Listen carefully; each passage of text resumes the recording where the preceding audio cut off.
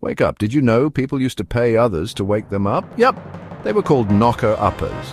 These early morning heroes went around town tapping on windows with long sticks, soft hammers, or even pea shooters, all to make sure folks got up in time for work. Imagine paying someone to stand outside your house and knock on your window every morning. Talk about dedication.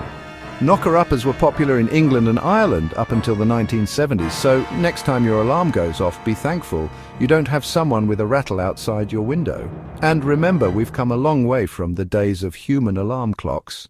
Thanks for watching. Don't forget to like and subscribe for more quirky history facts.